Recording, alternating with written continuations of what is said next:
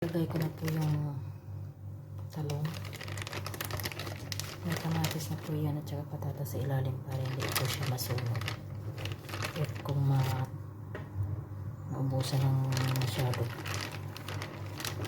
makalimutan ba? Charot lang ang makalimutan natin yung niluluto natin. Pero minsan, nakakalimutan talaga, diba?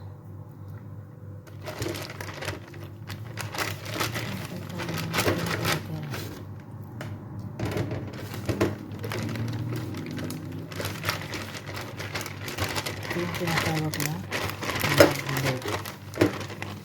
maglobi po.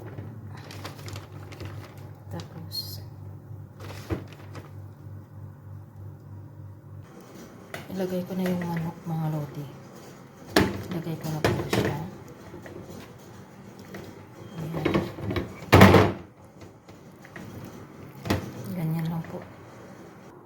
Linagay ko na yung bigas. Ready to cook na po to. So that's why I'm busy always. Busy talaga lagi, araw-araw. Kasi maraming inaasikaso kaya hindi po makapag-engage sa mga kalodi ko masyado. Thank you for watching.